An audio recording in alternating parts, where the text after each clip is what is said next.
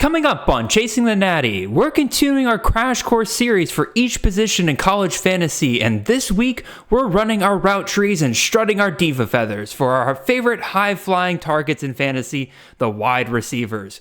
We'll be covering the top players of the position, who we think are overrated and underrated, what we think about the wide receivers who have been rising throughout the offseason, and what super-duper deep wide receivers could pay off massively down the road for you. All this and more coming right after this.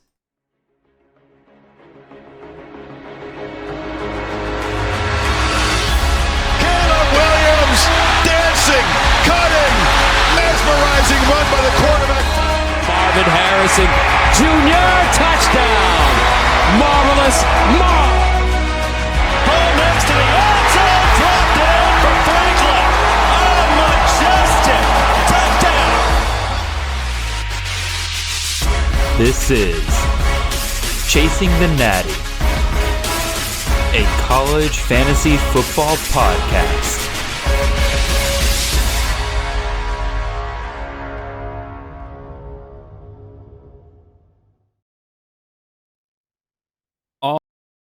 Everybody, this is Jared Palmgren, host of the Chasing the Natty podcast. I hope you guys are having a wonderful ride to your work on this Monday morning. We are the college fantasy football podcast on the Campus of Canton podcast network. You can find us on your podcast feed and YouTube every Monday morning, now at 6 a.m. If you want to support the great work that we are doing over here, head on over to campusofcanton.com and subscribe there with one of our three fantabulous tiers. You'll find everything you need over there for your CFF, Devi, and C2C needs, including rankings, articles, tools, and even more than that. On YouTube, you'll also see our weekly CFF mock draft live streams, where we do a CFF draft every Sunday night live with a different guest up until the start of the season. We hang out, we answer your questions in the chat. It is awesome. This week, we have on Mr. Zach Hall, the resurgent sir over at Fantasy Points, who you might know on Twitter as at CFF Champs. We had a great time, so definitely go check out that show right there. You can also find me on Twitter at CFF_Jared. You can find the show at Chasing the Natty. Got some fun stuff going on over at campuscanton.com, so make sure you check out this kind of stuff right here, y'all. We got a promo code with home field discount. We just type in Campus to Canton at your checkout, and you'll get 15% off all of your vintage college gear over there. And then, of course, make sure you go and check out our CFF guide over on campusofcanton.com. Only $20. Got breakdowns on all 133 teams for you guys. Rankings that go super deep, perfectly setting you up for your CFF drafts that are probably all getting ready to kick off here in the next month or so. With all of that out of the way, I got to welcome in our amazing, fantabulous guest and his hair, Mr. Eric Froton. Eric, how are you doing today, sir? Doing well, Jared. After some technical difficulties, I hope I'm able to be heard effectively here. Apparently, I need a new microphone for my computer, so that blue Yeti has kicked out after a few years of usage, ample usage, I should say. So it's time to get a new one now. Hey, Blue Yetis, they sound great and everything, and obviously you use that thing so well that it said, hey, my time has come. So, but again, you sound great. So we're going to get started here with the wide receivers today, Froton. Let's go ahead and just kind of start from a 1,000-foot view here, maybe 10,000 feet. Maybe we go even higher than that. When you hear the wide receivers in college fantasy football this year, Eric, what do you think when you hear that? I think of wide receivers. I think in general, it's the position with the most variance from year to year, from where us prognosticators try to peg who we think our top 20, 30, et cetera guys are going to be. If you look at the top 12, the standard wide receiver ones from the preseason to what ends up happening, it's always different than what we think it's going to be. So this is the position with the most variance in all of college fantasy football, and thus one of the most important to scout properly. Yeah, we definitely, as CFFers, got hurt a ton last year with the top wide receiver options, but I would say that a lot of it was less us just getting it totally wrong and more of just got some terrible injury luck in there. Like who thought JSN was going to be out pretty much the entire year. Xavier Worthy played, but again, there was he would have been fantastic last year if he and Quinn Ewers could just connect on a few more deep balls throughout the season. Trying to think of some of the other guys. A.T. Perry got off to a pretty slow start, but he finished in the top 12 as well.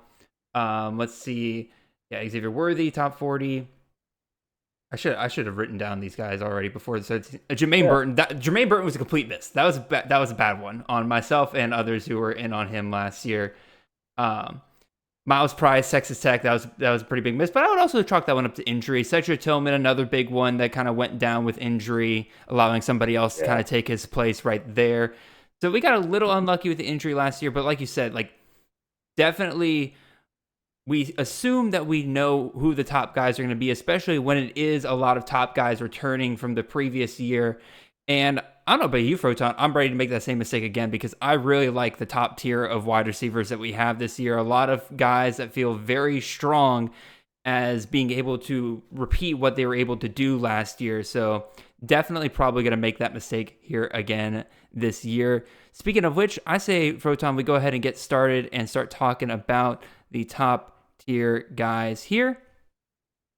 And real quick, I just want to explain a few things for those of you at home. Again, the order in which we present the wide receivers today are based on our ECR rankings over at campus2canton.com. I have to explain that to you because I did not explain that to myself earlier this week when poor Froton was DMing me about which wide receivers were in the top 12. And for some reason, my brain fart kept giving him the top 12 ADP wide receivers. And I kept telling him, we can't talk about him. He's not in the top 12. And Froton's like, oh my God, Jared, he's right here in the top 12. Anyway, I'm rambling now. Anyway, so I'll present to you guys our top 12 here. I'm going to run through their names real quick just so you could hear their names, know who's in the top 12, but then Froton and I are going to focus on two guys each that we think is worth talking about the most in this tier of guys right here. So we'll start off with our number one wide receiver for the year, and that is Mr. Marvin Harrison Jr. out of Ohio State. Number two, Mr. Malachi Corley out of Western Kentucky. Number three, Rome Odunze out of Washington. Number four, Torrey Horton out of Colorado State. Number five, Emeka Egbuka out of Ohio State. Number six, Jalen McMillan out of Washington. Number seven, Jacob Cowing out of Arizona. Number eight, Sam Wiglis out of Ohio. Number 9, Joshua Cephas out of UTSA. And number 10, DeCorian Clark out of UTSA. Number 11, Squirrel White out of Tennessee. And number 12, Devontae Walker out of UNC. So before we get to our two main guys in this tier, it strikes me a ton, Froton, that how much we really are putting into systems when it comes to these wide receivers, because in this top 12 guys right here, we have two guys out of Ohio State, two guys out of Washington, two guys out of UTSA. And quite frankly, I know some people who would be willing to put two Arizona wide receivers in this top tier of guys. Is that just what you've seen across the whole board when it comes to the wide receivers? Is that we're really betting on the system more than we are betting on the actual talent here, Froton? I think it goes to kind of what I opened up with, in that we see a pretty high bust rate out of the highly ranked wide receivers. And, some of it, as you mentioned last year, had to do with injury, but, a lot of it just has to do with just the uncertainty of knowing, what kind of a volume these guys are going to get. And if defenses want to tilt coverage to them, they can take them away a little bit in a different way that you can't take away a ball carrier. Because if you want to hand the ball off to a running back in the backfield, well, there's no defensive alignment that can stop you from literally handing it off. Yep. However, you can tend to key on receivers. So, and this is something that in my column that I had dealing with wide receivers and the position overview as a whole that I wrote earlier this offseason, I like to target rooms where the volume is substantial, where I can look at least two players are going to get 100+ targets, in some of them three, at least 90+. Akron being one of them. That was, Joe Moorhead being there was a real outlier. We kind of didn't expect to see last year, but here we are. Yep. So I think it has to do with the certainty around those high octane potent offenses where we know the ball is going to be put in the air. Yep. Which one of these two receivers gets a little more, a little less? Well, that's kind of conjecture and that can vary, but we want to target the big offenses where they're throwing the ball at least 35 times per game. They're scoring at least 35 points per game. Yes, because sir. then we know that we are going to get, you're going to have a chance to get the touchdowns, and you're also going to have a chance to get the volume. So that's sort of the, the wheelhouse we try to pigeonhole, and that's why we get two receivers. Like you see, Book and Harrison, the two UTSA boys, the two Washington guys. 6 of the 12 are on the same team together. Mm-hmm. So that's if that isn't an indicator, I don't know what is. It also helps that, like you mentioned this earlier, when you have one guy that just completely destroyed defenses in the past, and you have teams have an entire offseason to plan on taking that guy away the next year. It helps when you have a team where there are two legitimate options. So you can key in on one guy, but then the other guy's going to be right there to step up. So a lot of times, like in Washington, Ohio State, and UTSA, when you put a lot of these guys side by side, it's never both of them going off in the same week. A lot of times it's kind of them going back and forth, depending on how the defenses are covering them. But that's still great for top wide receivers. I mean, both Egbuka and Marvin Harrison Jr. Finished in the top 12 last year. Rome Odunze and Jalen McMillan both finished in the top 20 wide receivers last year. So yeah, on a week-by-week basis, it was a little rough sometimes. But in terms of what you get at the end of the year, you're still going to get really good value out of teams that have two legitimate options at wide receiver here. So we'll go ahead and start with my two guys. Low bust rates. Very low bust rate. Yes. And that's very important when we're taking these low, high wide receivers. Absolutely. So we're going to break down two guys from each tier here, Froton. I'm going to talk about one of these teams where we do have two wide receivers coming off here into the top 12 in terms of ECR here. And a lot of it has to do with their third option piecing out to the transfer portal. And a lot of us are kind of wondering who steps up in their place. Of course, I am talking about Mr. Joshua Cephas and DeCorian Clark, both out of UTSA here. Some context for those of you who have not been paying attention to the offseason. Zachary Franklin finished as a wide receiver 11 last year. Clear number one option on this team, even though all three of these guys were great at different times last year. He enters the transfer portal, moves on to Ole Miss. And you had Joshua Cephas and DeCorian Clark, who were very clearly the number 2 and number 3 wide receivers for UTSA last year. Cephas finished as a wide receiver 31 last year, had a high of wide receiver 22 during weeks 8 and 11, versus DeCorian Clark, who finished as a wide receiver 59, but through week 5, he was a wide receiver 4 on the year, and he ended up missing 3 games at the end of the regular season. For those of you who don't know, I base my yearly rankings, like end of the season rankings, based on total points, not points per game. And so he got a big hit there towards the end of the year after he tore his ACL against UAB. But going into that week, Clark was the wide receiver 17. So he was off to a phenomenal year. And had he kept going at the pace he was going through those first 8 games, he would have scored 219.3 fantasy points, and that would have finished as the wide receiver 7, outperforming Franklin. So the question now is, like, which one of these two guys do you invest in? Like, there is room, in my opinion, for both of these guys to finish in the top 10 by year's end. But which one of them would you say, Froton, is the better investment out of these two guys? Because like I said, Clark had the better start last year, was on pace to have a better year, but then he gets injured, tears his ACL. That could impact him this year. Versus Cephas was probably the more consistent guy, especially down the stretch last year. Have you found yourself taking one of these guys over the other in drafts, Froton? Well, I found myself with more DeCorian Clark simply because his cost of acquisition was so much more reasonable earlier in the year. That has obviously changed, as we see now, because Zachary Franklin moves on post-spring to Ole Miss. So that has drastically shifted the ECR here, as you can see, and the ADPs as well. He's skyrocketed up. And the difference is, Josh Cephas, he is the standard slot receiver. 83% of his routes came from the slot. But when it comes to, the metrics, They're pretty close. Cephas, 2.1 yards per route average.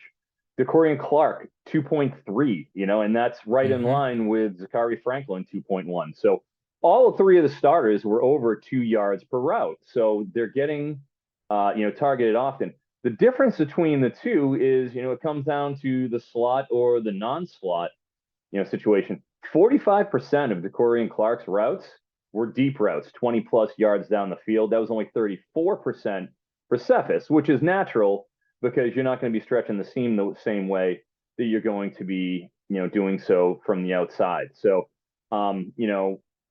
when it comes to catch rate, they're both right on the money. They're both pretty close. I mean, almost 70% for DeCorian Clark, a little bit better, 75% for Cephas, but he's got a lower depth of target.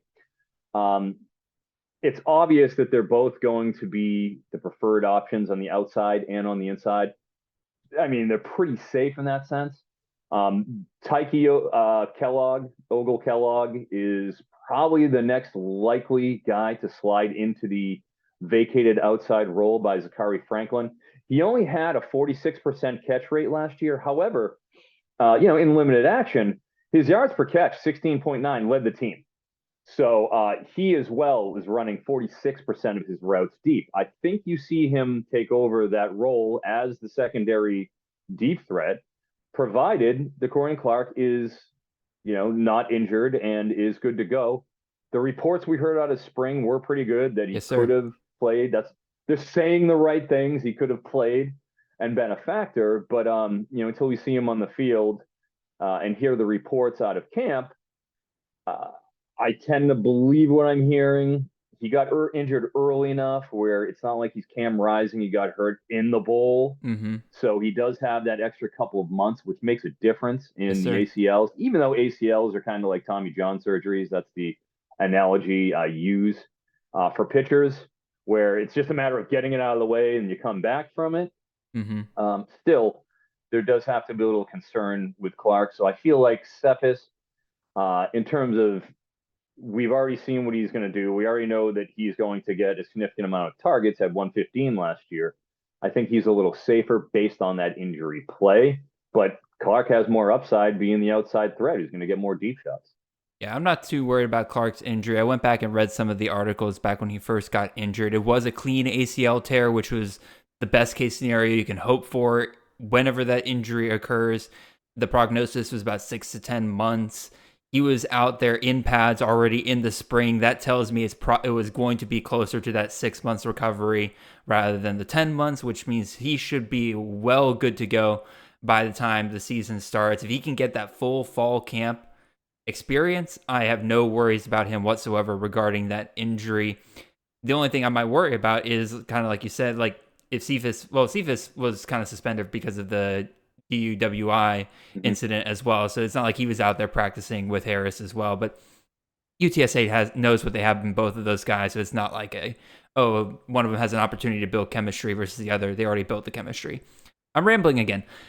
You did answer my question there, Froton. I have at the bottom of my sheet here about, do you have a preferred third option at a UTSA? You are a big fan of the, third wide receiver option in a lot of these pass-heavy offenses because they typically go so much later. You are on the Ogle Kellogg train.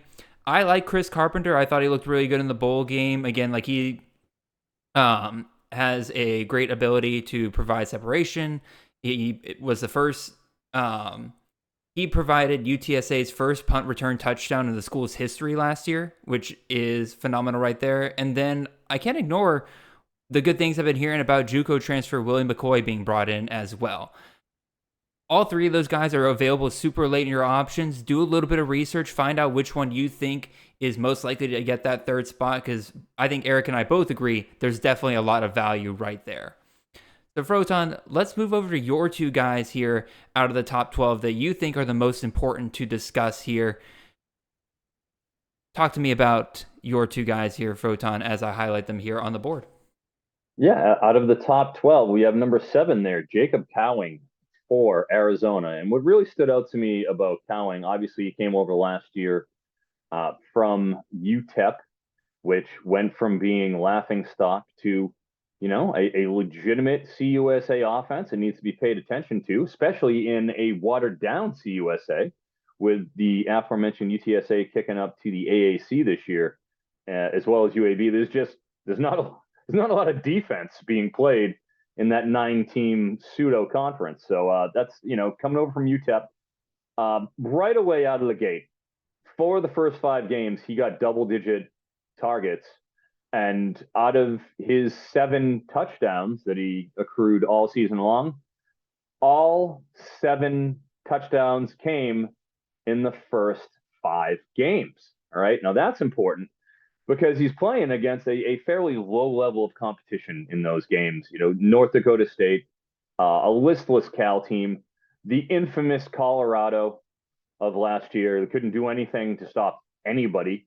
And then even though San Diego State has a good defense, they played them week 1 where they were kind of retooling, losing Cam Thomas, from that line, who is a biblical havoc creator in the G5. So the fact that of his touchdowns, every single one of his touchdowns came in the first 5 games. Yep.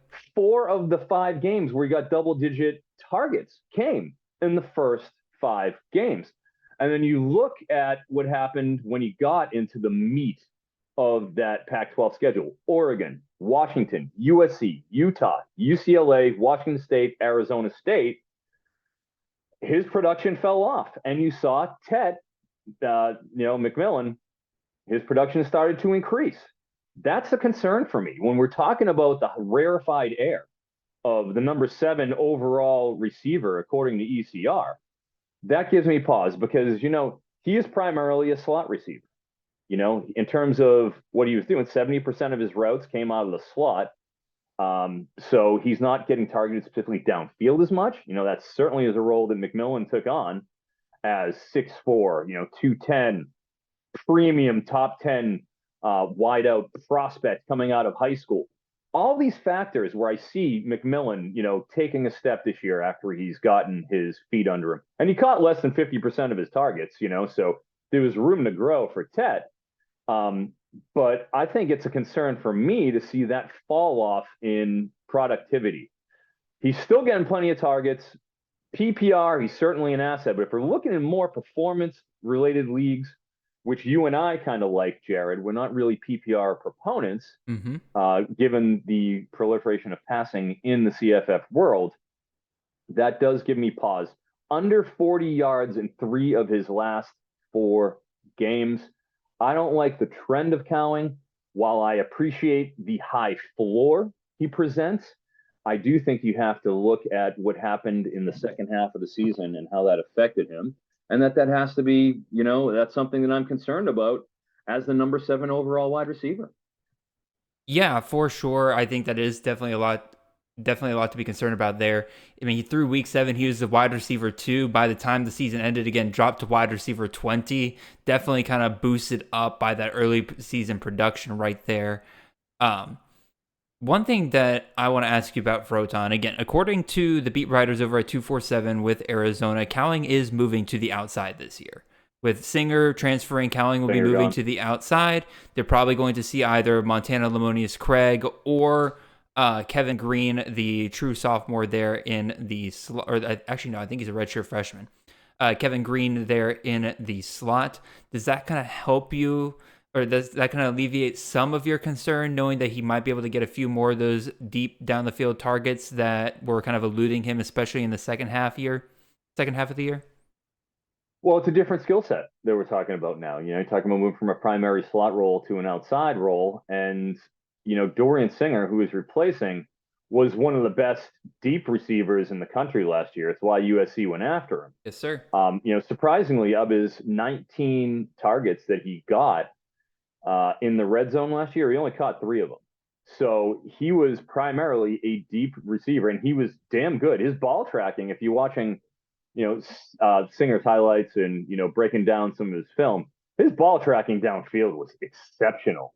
He really did a great job of catching those in. And, there were a few of them where he's pretty well covered, and he just has the ability to track it, set up his defender and late in his route tree, be able to win.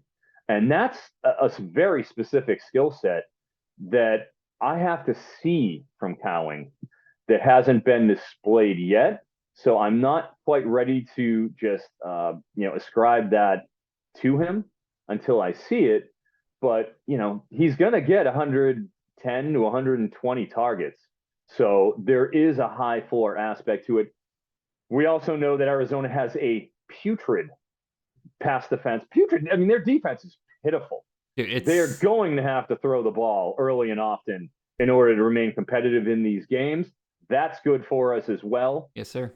So, all those sort of things that we look for from a college fantasy perspective are in his favor. But the trend in terms of the back half does have me, concerned. I think it's, he's very realistic to be in that 15 to 20 range. I think that's legit. But I'm having trouble taking him in, the round 2 draft capital that he's going to command. No, absolutely. What about your other guy here, Froton, Mr. Sam Wiglusz out of Ohio? Yeah, Ohio State transfer, getting wiggy with it over there. Sam Wiglusz. Like Sam. I mean, what's not to like? Everybody loves the MAC, obviously. And Ohio, with Tim Albin there, the handpicked successor of Frank Solich, it's as stable a program as you're going to get in that particular conference. Outside of probably Toledo. Toledo's right there with him too, with Jason Candle. But with Wiglusz, just a savvy guy, very savvy, and you see his ability to manipulate defenders and make tough catches off of his routes. You like him, and the fact that he's playing a low level competition with somebody who comes out of that Ohio State wide receiver room, it sort of reminds me a little bit of Mac Hippenhammer of Miami, where he went from Penn State, where he was a very highly rated prospect, 4-star guy, goes down to Miami, Ohio, and he is a man among boys in that particular conference. I see that with Wiglusz as well. And unlike Cowing, he's a lot more consistent. He was, in fact, got better, I would say, as the season went on. He got more comfortable with the system. Has Curtis Rourke throwing to him, but, I guess one concern I have is, okay, Curtis Rourke, ACL. Yeah. Another guy coming off an ACL. Supposedly we're hearing good things about him being ready, but we always hear these sort of things. It seems like everybody's pumping guys up in the offseason. Everybody wants to, put a good foot forward. Hopefully that is a case where he returns and he has the same, dual threat ability to continue the Rourke Ohio University dynasty. Nathan, obviously, his older brother, gives way to to Curtis, Yes, or the other way around. I forget which one's which. Anyways, Curtis the two is Rourke still in brothers. college. Curtis is still in college, right? Nathan, Curtis, whichever. I forget which one's which. They're like the Carr brothers, Derek and David. Like, which one? They're both Fresno guys. Okay, I get them all confused all the time. And people get mad at me when I call Derek Carr David Carr because he's on the Raiders now. But I don't apologize. Hey, too bad. You have two great Fresno QBs that look exactly alike. Hey, that's how it is. Point is, Wiglusz being number 8, ahead of the two guys that you had mentioned, ahead of Squirrel White, ahead of Devontae Walker, who, he does go to North Carolina, and there is a little conjecture involved in that, but he's got Drake May through into him. That's a big, man, number 8 overall for Sam. That's a big number. And he is, again, he's a slot receiver, and, 90% of his routes out of the slot. Got 98 targets last year, so he didn't crack the 100 target threshold that you want to see, and that is including Wyoming, where he got 7 targets, caught 4 of them. So in terms of the regular season, he only got 90 targets last year, which isn't the 135 that we saw out of Zachary Franklin that he's vacating. Rourke coming off an ACL, slot receiver. Doesn't have the huge volume that you'd like to see because, there is a lot of balance when it comes to Ohio. C. Bangura, a very top 20 running back prospect. So I would say that Sam, at number 8 overall is kind of bold, even though I do have a lot of respect for him. He is a little bit touchdown dependent, 11 touchdowns coming from that. I think he's probably closer to wide receiver 2 territory. I'd be a little nervous about Sam being my wide receiver 1. Yeah, he finished as a wide receiver 23 last year. He's definitely one of those guys where if you're taking Sam Wiglusz this high, you're taking him because you know he's a pretty safe play. You know that like his floor, like even if he doesn't do as well as last year, like his floor is like wide receiver 36. You can take your shots elsewhere in terms of trying to hit those guys that'll probably finish in the top top 12 wide receivers that are just going later because maybe they're in a system where we don't know who the number one guy is right there. I have taken one or two shares of Sam Wiglusz, but I'm kind of in the same place as you, Froton, where like when he's coming off the board, they're just other guys that I feel better about finishing in the top range there. And granted, I'm starting to believe the reports about Curtis Rourke coming back on time for game 1 of this season, but Wiglusz's production took a dive last year when Curtis Rourke went out. Like 2 games under 10 fantasy points in a half PPR format. Like it was not pretty for people who have been relying on Wiglusz up until that point for Maction.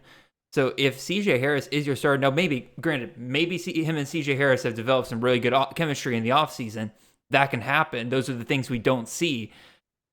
I agree with you, though, that him being this high at number 8, and quite frankly, I'm looking at my rankings, I probably got to drop him down 1 or 2 spots because I probably have him a little bit high here. I actually kind of agree more with where he's going in ADP because ADP has him this past month at wide receiver 15. Yeah. So that feels... That's what I've been seeing it as well. That feels a little bit better. The 4th round, 5th round range. Where look, wide receiver 2 that you can bank on, that's a different conversation, than needing him to be a complete baseline to be pretty high. You might be asking a little much for him. I agree. Alrighty, let's move on to our next tier of wide receivers here. These are wide receivers 13 through 24. Run through these guys real quick. Number 13, Tetariah McMillan out of Arizona. Number 14, Troy Franklin out of Oregon. Number 15, Matthew Golden out of Houston. Number 16, Malik Neighbors out of LSU. Number 17, Mr. Xavier Worthy out of Texas. Number 18, Derwin Burgess out of Georgia Southern. Number 19, Jordan Curley out of SMU. Number 20, Luther Burden out of Missouri. Number 21, Jamari Thrash out of Louisville. Number 22, Jamal Banks out of Wake Forest. Number 23, Antwain Wells Jr. out of South Carolina. And then number 24, Tyron Smith out of UTEP. Froton, before we get to our guys here, you look at this tier, you look at the list of guys here. What are you seeing just kind of overall? Yeah, I mean, this is a pretty solid group. I mean, especially with Tetairoa McMillan, we've seen him definitely go up. I mean, all the way up to number 13. I think that's, a product of what we were talking about system-wise. We know he's going to get the looks. We know that there's a clear path with Dorian Singer moving on to be the primary outside threat in those deep balls. And we know it's a team that's going to throw. I think he's been going in the earlier drafts I had seen in the 5th, 6th round range. I'm seeing him in round 3 pretty much everywhere I go right now. And that's really a credit to him where everybody's kind of waking up and saying, oh, okay, Tet is good. Coming. He's going to get all those looks downfield. And that is a very attractive place to be. That's certainly what jumps out. But I've got my other 2 that I'm ready to discuss and go with. And good for Tyron Smith for going back to UTEP, helping all of his college fantasy football investors and managers like ourselves. He wasn't going to get anything done at Texas A&M. He wasn't going to be on our radar. All of a sudden here, bang, he's in that wide receiver 2 range. Good for you, Tyron Smith. Doing what it takes for the college fantasy community. I bet he transferred out of UTEP with the understanding that a guy like Ainias Smith or Moose Muhammad were going to move on. I bet you that's what happened there. I bet he transferred out of UTEP thinking that one of those starting spots were going to open up and that he could come in and make a difference there. And then when both of those guys came back, he was just like, yeah, no way I'm beating out those veterans right there, especially because Tyron's a pretty small guy for the most part, if I remember his measurements right. Like, he's well under 6 foot. Yeah, he's slot only, pretty much, or at least that's what he was. Yeah, like slot only. At Texas A&M playing the SEC, it was probably not going to be great regardless. But once everybody came back, there was just no path to him for that. And I'm glad that both Texas A&M and UTEP kind of worked things out to where he could transfer back and play almost immediately. Like, I'm glad they were able to help him out like that. More schools should do that for these kids. All right, Froton, let's get to your two guys right here. You're going to go first this time around. You wanted to discuss Mr. Jordan Curley out of SMU and Mr. Luther Burden out of Missouri. So pick whichever one you want to start with first, Eric, and we'll go from there. We'll go with Larry Moe and Jordan Curley. Curley, as we know, Rashee Rice just absolutely took the air out of that room last year. He was a target hog, second-round pick. Not a lot of those coming through the AAC, as a wide receiver. He goes to Kansas City, which even makes him a little more appealing on that side. But 52 targets for Jordan Curley, was very effective, 2.2 yards per route. In terms of, his usage, he 88% of his snaps are out wide. It seems like he should be filling that role. But if you watch with Rashee Rice, he's he's filled out physical receiver. You see him running a variety of routes, the comebacks, as well as the flies. So like, they're using him in basically every way they can get. They want to get him the ball. So are they going to use Jordan Curley in that same fashion? Yeah, I mean, sure, on a per play basis in his 52 targets, he caught 71% of his passes, 15.9 yards per catch, 6 touchdowns. Great. That's no problem. But the same usage, is it going to be the same thing? You got Jordan Hudson in town now coming over from TCU.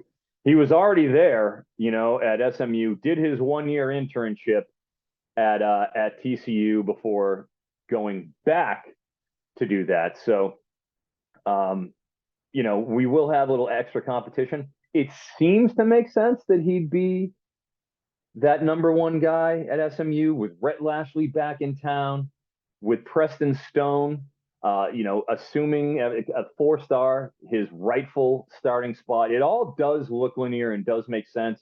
Rhett Lashley was throwing for over 300 yards a game when he was there in his first iteration under Sonny Dykes.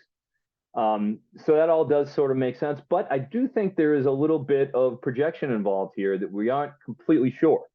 And I do have Jordan Curley in the 20-team Nick Ian Allen CFB Winning Edge Dynasty League. So I am invested from that point of view. But I do think, looking at the options we have here, Antwain Wells. I mean, I feel like we've already seen him do it. We already know the buzz he's getting. We know they're going to throw. He's got Spencer Rattler there. Jamari Thrash, who is somebody you'll talk about. The upside there in Louisville is huge. I do think there is a little bit of caution that we should have when selecting him as a top 20 wide receiver for Jordan Curley. I just don't think he's, the Matthew Golden, the Franklin, the Malik Neighbors, the Xavier Worthy. All those guys right there in that same line, I've seen him do it. I've seen him, produce at a pretty high level. I haven't seen the full boat out of Jordan Curley, so I do think he is a little bit, might be a little over his shoes on this ADP a little bit for myself, is what I look at. And what I would argue, Froton, is the discount's already here. If we knew Curley was the number one guy at SMU, he'd be a first-round pick right now in CFF drafts. Because that's just what Rhett Lashley's wide receivers do. They are top wide receivers for CFF year in, year out. Rashee Rice, third wide receiver overall last year. Like, obviously, maybe I'm not expecting maybe Curley to do that, but like, think about all the guys that Lashley has produced. Charleston Rambo was incredible, and that was not a good Miami wide receiver room over there. Think about guys like Reggie Roberson. Think about guys like Danny Gray. Like, when he finds his guys, he produces top-tier wide receivers for CFF on a yearly basis. According to our CFF guide, Rhett Lashley is the number 2 coach in America when it comes to producing wide receiver 1 fantasy points per game over the last 5 years. That's just what he does. So Jordan Curley getting knocked down here to the wide receiver 19, getting taken in the 3rd, 4th round, that is the discount in my opinion. Because again, if we knew it with more certainty that he was the guy, like if Rashee Rice was coming back again this year, or Jordan Curley did it last year, like again, he'd be a 1st-round pick right now. So this is your discount right here. So I think it's perfectly fair to put him in this range right here, given, like you said, just how linear everything seems. He's got a good quarterback behind him. He's in a system that produces wide receiver ones for CFF. I have no problem with Curley here.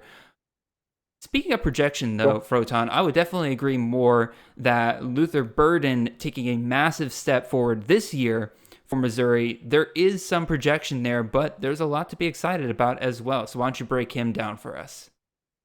Yeah, there's definitely a lot to be excited about. And, number one prospect coming out of his high school class. You watch the highlights, and he's very explosive in the short yardage, those quick hits, the bubble screens. They wanted to get the ball to him and let him work, but 6.6, 6.5 yards after catch, that's pretty damn good. I guess what you're doing is there is projection involved here. He only 75 targets last year. Dominic Lovett is now gone, so you expect more. They do have a very experienced offensive line there, so you'd think Brady Cook should be better. That is a question. He doesn't have the great quarterback, even though they do have a fairly pass-heavy system. It's just a question of how much he matures and how he's able to fill the role and what that role looks like. Because even though Dominic Lovett was the wide receiver 1 last year and he dominated the targets, 800 yards, 2 touchdowns. How exciting is that? How potent is this offense overall, which gets to, that's what we look at in the 1st round. Excuse me, the first set of receivers, I guess you could say, is part of the appeal is the potency of the offense. Mm-hmm. Are we sure that Missouri is going to be that? Are we sure Missouri is going to be an offense where it's like, yes, I feel comfortable week in, week out, right? With the Missouri Tigers playing the 6th toughest schedule in the entire country in the SEC East, do we feel comfortable with an offense that put up less than 25 points per game last year, threw for 214 yards per game last year, developing a high volume week in, week out wide receiver 2? Now I think that remains to be seen. I don't feel comfortable with putting Luther Burden at number 20. I think he's probably a little bit more accurate, going to be around the 30 mark for me when my next set of rankings kind of comes out. And a lot of it does have to do with a certain uncertainty around the system, uncertainty with the quarterback position, uncertainty with the schedule and what they're going to have to deal with on a defensive basis. Where they draw LSU out of the West as well. Nobody wants that. You obviously got Georgia in there. You do have to play at Arkansas in the last game of the season too. That's out of the West. It could be better. So I just think Kansas State out of the off-conference slate. There's not an easy path, and what you'll hear about, with other guys, startability is a big thing. Mm-hmm. Week in, week out. In best ball, not as much of an issue. You just take them and you roll them, which is why I zero kind of issue love the in best ball format. Yeah, it's not. It's just you just roll them and you can just kind of do it. But you got to make decisions week in and week out in these larger formats, in the weekly formats where you're having to make calls. It can be a tough call that week of Georgia, that week of LSU, and that's really what it kind of comes into Missouri for me. How good is the overall offense? Not the player, not how they project to the next level. How good is the actual offense itself? And that is really the problem with Luther Burden. Yeah, Luther Burden, to me, got a really short end of the stick last year, pretty much in everything except for the number of touchdowns, which that's one thing I'm excited about, is the fact they clearly want to get him a ton of touchdowns. I mean, all of the NIL deals that they have surrounding this kid in order to keep him in Missouri, they have to keep his name up there on the screen during their football games. Yeah. So they're going to go out of their way to get him touchdowns. But this number just stands out to me. 8.3 yards per reception last year, 45 receptions and less than 400 yards last year. That is just abysmal usage for a guy that is a 5-star wide receiver. I get it. He has a skill set that, like Eric mentioned, he's good at getting yards after the catch. But when 1/3 of his targets are behind the line of scrimmage, that is setting you up for CFF failure. And it is why I am excited about the offensive coordinator hire that they did make in Kirby Moore, bringing him over from Fresno State, learning under Kalen DeBoer for several years, learned under Ted Ledford last year. Kalen DeBoer, again, bringing this stat back up, number 8 in the country in terms of head coach, in terms of producing wide receiver ones. The slot position in that system has done well over the years. That is where Luther Burden is now moving to, with Dominic Lovett moving on to Georgia. Lots and lots of things definitely building up well here for Luther Burden to make a huge jump into this next upcoming year. Again, obviously some concerns here. That's why he's not in the top 12 wide receivers. You take a guy that's much safer, and then you shoot for some upside here with Luther Burden. Let's hope he connects more on some of these deep passes. 14 targets, 20 yards plus down the field last year, connected on one of them. Hoping that definitely improves this next upcoming year. Again, a couple of drops in there. So, well, one drop. 12 yeah, and not much of the misses. contested. Yeah, only 25% of his contested targets too that he caught. So there's growth that has to happen, but like you said, there are definitely things in his factor. I'm not avoiding him. I'm just looking for the right price. Yeah, whenever I get him, because I typically go wide receiver heavy early on in a lot of CFF drafts. If I'm going after Luther Burden, he's usually my 3rd wide receiver off the board, and that is very comfortable for me because I'm usually feeling a lot better about the 2 guys in front of him, and then Burden's just that upside play that comes later. Yeah, I've been seeing him go like right around the 7th, 8th round or so. 6 to 8 range is where he's going in terms of the drafts. And the further you get down that board, in the 7 and 8 range, I think the better it gets, for him. Gosh, you can get him in the 8th round. Yeah, I'm looking at it now. Yeah. Okay, in June, he definitely moved up because I have him as his June ADP as middle of the 5th round, wide receiver 22. Okay. So he's definitely starting to move up a little bit. Yeah.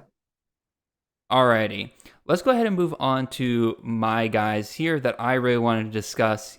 And that is 2 guys that are pure system plays in my mind here. The first of which is Mr. Jamari Thrash. They're out of Louisville. I was a little hesitant to believe that I can just project a G5 transfer going up to a Power 5 program and him being the number 1 guy. Got burned on that a couple of times last year. Definitely some issues there when you try to project that. But man, I can't ignore the reports coming out of Louisville that make it sound like that he is clearly far and away the best wide receiver they have here.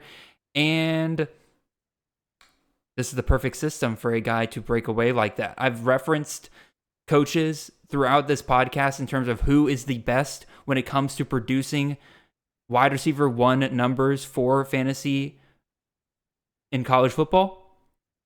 Jeff Brom is the number 1 coach in America over the last 5 years when it comes to producing fantasy points for his wide receivers.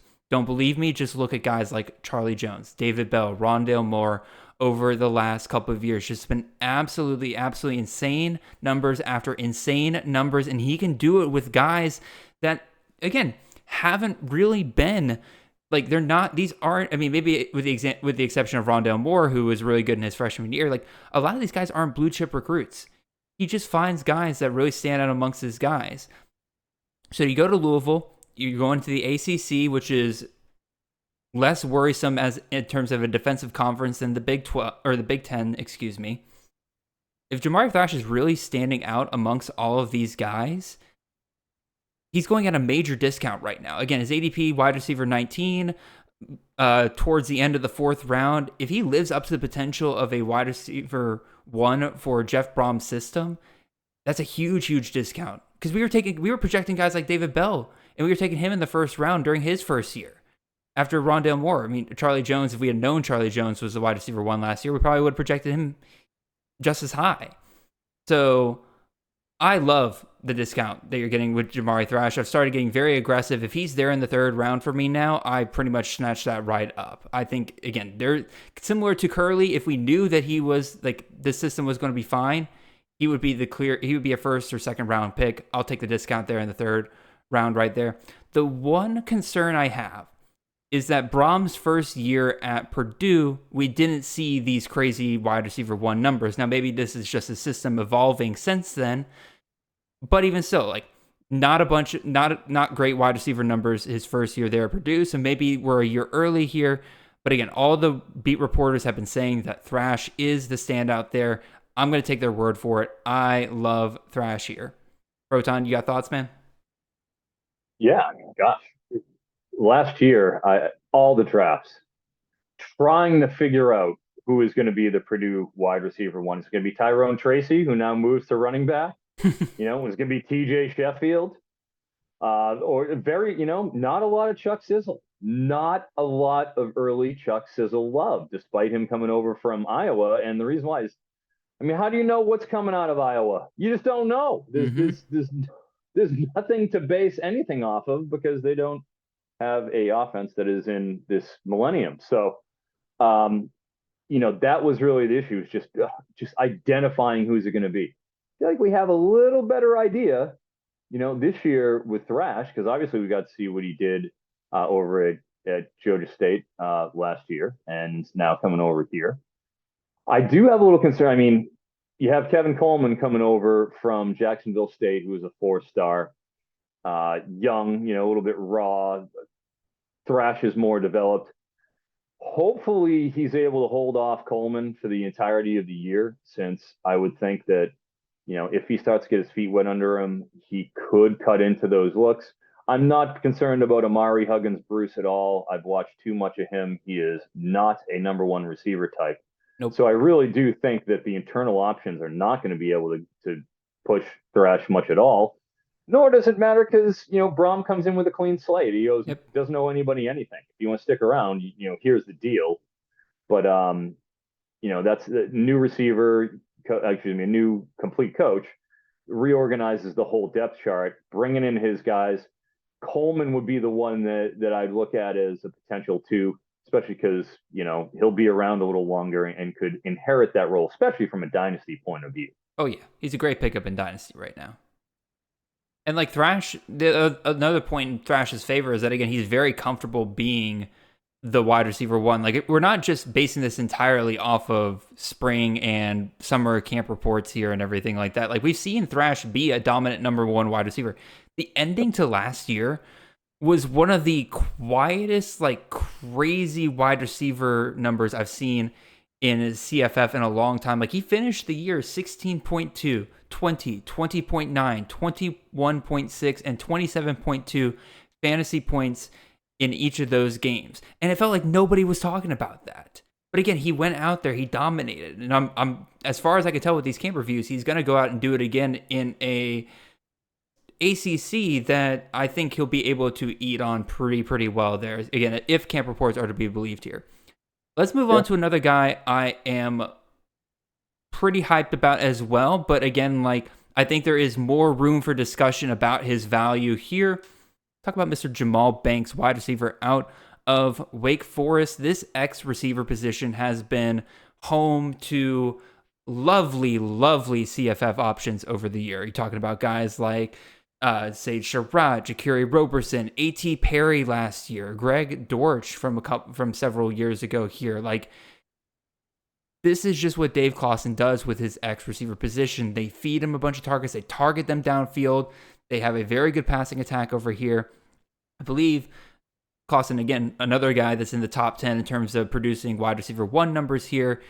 Banks played as a backup to Perry last year, and even in that duty, showed that he had that game-breaking ability to take over games last year. I mean, look at his games against Liberty, Clemson, Boston College, teams at all 3 different levels of competition there. Because it's not like he just fed on some really pathetic defenses last year. Like, he put up 6 catches, 141 yards, and 2 touchdowns on Clemson. Clemson's a good defense. I don't care if people think that Clemson's fallen off. That's a good defense right there. He proved that he can be relied upon for this coaching staff. So no way he's losing that X position right there. Now, the big question is Donovan Green. Donovan Green, former 4-star wide receiver, looked good at times, couldn't really stay healthy, hasn't really been able to take that next step. He looks good this offseason as well. He should be playing over in the Z position, which again kind of fills a lot of the same roles as the X position, playing on the outside there.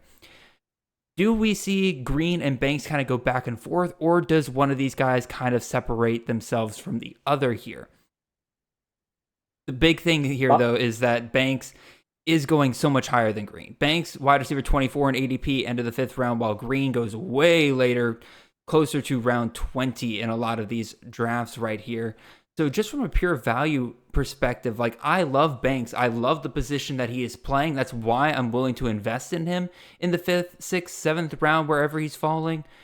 But at the same time, I do have to just kind of put it out there to people that, like, hey, like, Green has a case to make here as well, because Green had some pretty big games last year as well, although he didn't quite have the takeover games that Banks had at times. I still think it is still worth warning everybody out there about that as well. Froton, your thoughts here on Banks, Green, or just a wide receiver room at Wake Forest? Yeah, we'll definitely get to Donovan Green a little later as part of my this little exercise here. So I'll save too much of my comments for that. But there is a clear inequity between the ADP of both of these players. Now, Jamal Banks is, look, as you said, Wake Forest, the Claw, Dave Clawson. As right as rain, you are getting a productive receiver out of that offense. Yes, sir. We're getting one. That's going to happen. I feel very confident about it. It doesn't matter if it's Sam Hartman. Obviously, he moves on. Jamie Newman was there, and he lit it up when he was there during his time. Now we have Mitch Griffiths, who threw for over 300 yards in his lone start, with Sam Hartman having a rib bone removed, which now will be made into a necklace. How enterprising of him. But, Griffiths is a guy who's been the understudy and who's been groomed to take that job over for 2 years. Did well in his first, foray into it. And even though you could expect a reasonable drop because the best program quarterback in history moves on to Notre Dame and Sam Hartman, Griffiths didn't look bad at all. And I had gone back and actually watched that game. He's comfortable with the system, the slow mesh, don't stop. It is what it is. And if you're comfortable with the system like Griffiths is, I feel like he can produce.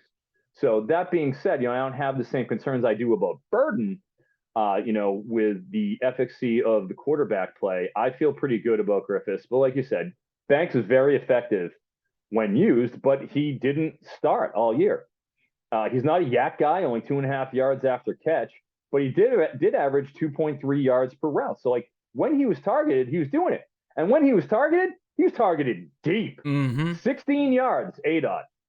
That's as high as you're going to get. You don't get a lot of ADOTs, especially where you got 60 targets. That's downfield.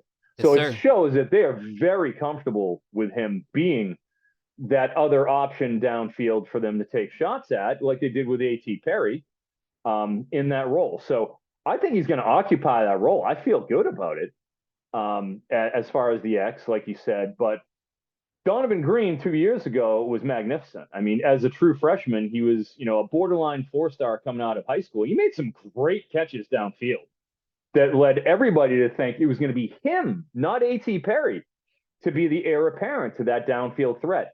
Obviously, that didn't happen, but I do think he needs to be respected because of the potency of the Wake Forest offense, because of the style that they use, throwing downfield passes as often as they do.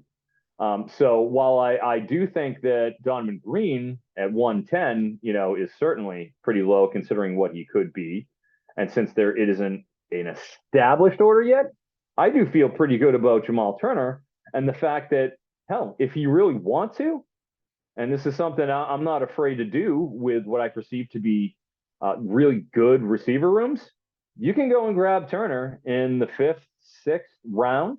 You mean Banks? Right now. Is that where he's looking at? And then you can go down the board in round 20 and go and grab Donovan Green. And then, especially in a best ball format, you're covered. You've got both. You've got it all for a pretty small investment, which in these best ball leagues, you're probably going to be going 30 rounds. Probably going to have a wide receiver room of around 10 guys. All right, I'm willing to do, the double up on that particular room with the 1 and with the 2 Mm-hmm. for that room at the investment you're talking about.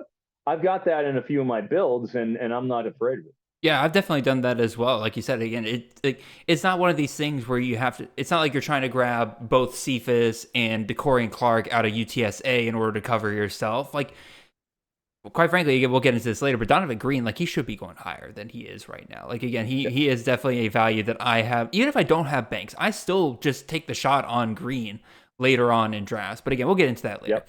Let's move on to our next tier of wide receivers here. I'll try to go through this a little bit more quickly so that we're not here for forever and a half. Number 25. Sorry, that's my fault. No, Froton, I guarantee you it's my fault as well. I've been rambling bad today. Number 25, Alex Adams out of Akron. Number 26, Jaleel Farouk out of Oklahoma. Number 27, Dorian Singer out of USC. Number 28, Evan Stewart out of Texas A&M.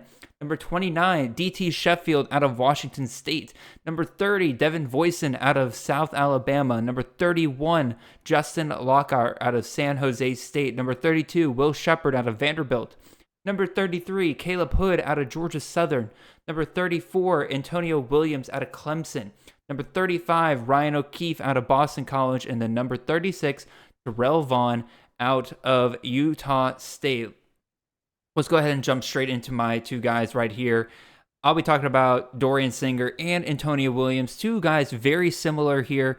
They're the number one wide receivers in terms of their draft capital for two offensive systems we expect to be very good this year. I mean, Lincoln Riley, Garrett Riley, both of the Riley brothers producing very good offenses here. We are expecting here, but these guys are both going so much higher than the rest of their respective rooms. And for both of them, I kind of feel that neither one is particularly warranted here. We'll start with Dorian Singer here. So many options for Caleb Williams to play with this year.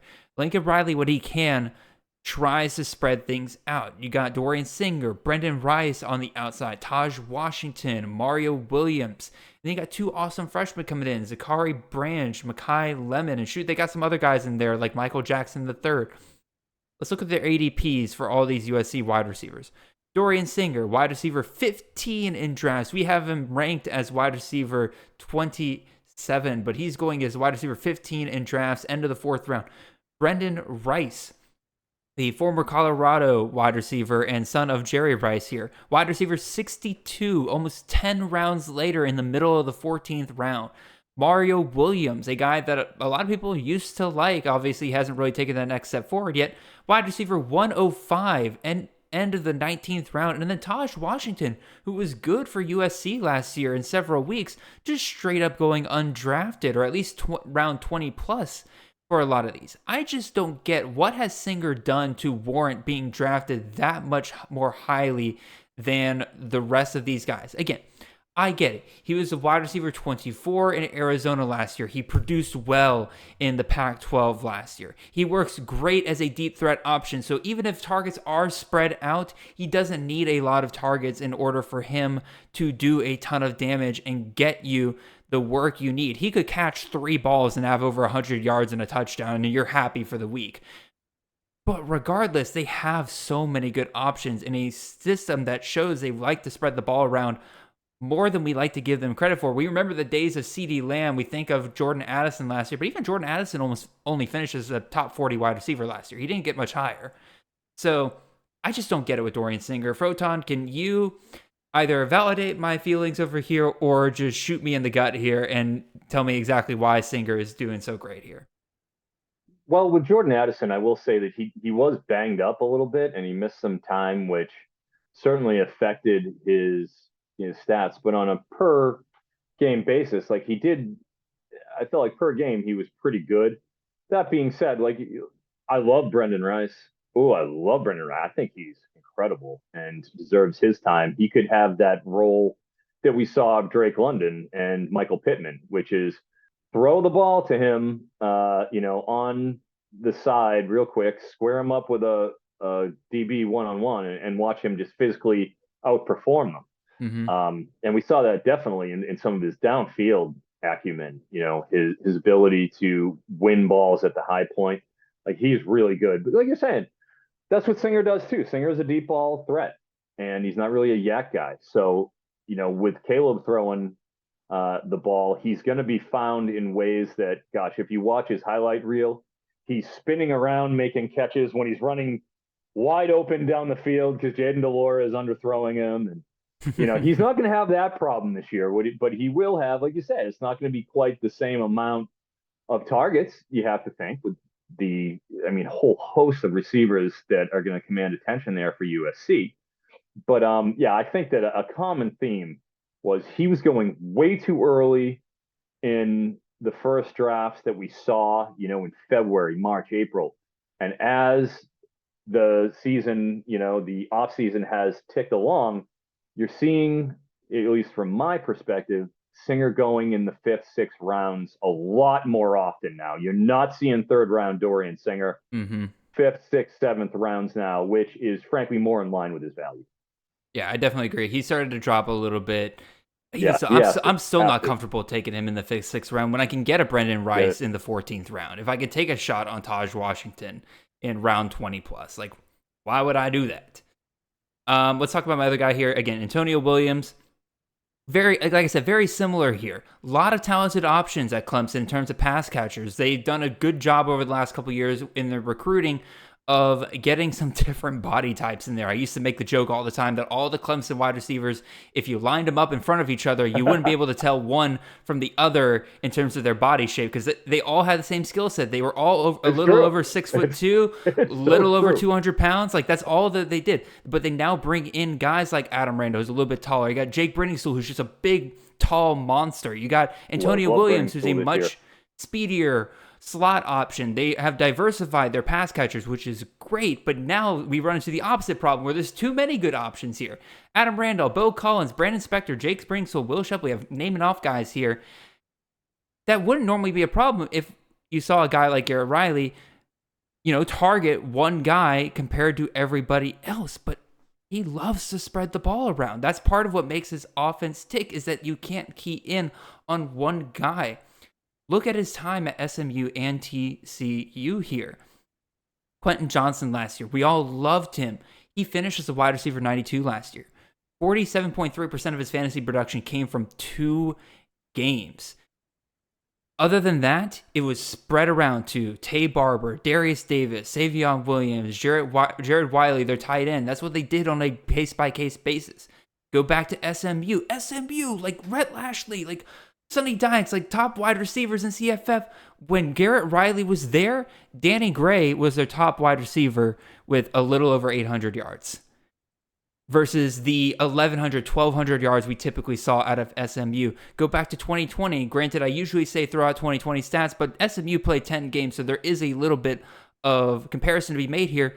None of the guys there, Rashee Rice, all of these guys, none of them were on pace for 1,000 yards that year. It's just what he does. He spreads the ball around a ton. I love the talent of Antonio Williams. I think he'll outperform what he did last year because there's just a better offensive coordinator there now at Clemson. But I just doubt it's going to be enough to make him CFF relevant, let alone make him a top 36 option here. And this is all assuming that he moves outside, which is typically where, if you are going to have somebody perform in Garrett Riley's system, that's where they perform. So maybe Williams moves outside. If not, it's even bleaker because Tay Barber was the slot for TCU last year, and he barely broke 600 yards last year. I think Williams is great, but much like Johnson, as a week-to-week guy, I'm completely out here. Yeah, I did a lot of fading Quentin Johnson because, man, like you said, he had a couple big games. And after those big games in his prop markets, they had some astronomical lines on him. Like he was in the 90s for a few weeks, and they just never adjusted. So I faded him quite often on the receiving yards front. And what people didn't realize either is Kendre Miller did a lot of damage in that TCU offense. They ran the ball way more than you think they did. Yep. Last season. And, that's something where obviously Clemson needs to get better on offense because, look, we talked about the Clemson defense. Clemson's defense, really good last year. Yes, it was fine. It was pretty solid. But you got to remember, the 2021 Clemson offense, right? We'll go 2021, 83rd in the country. Mm-hmm. Brutal. Last year, it was better He was only 39th overall. That isn't the same Clemson where 2020, 4th overall, 2019, 10th, 2018, 3rd overall. Yep. We're talking about elite units, and Will Shipley's there. Phil Maffa in the background. You have a first-year starting quarterback. Cade Klubnik got thrown in the fire last year.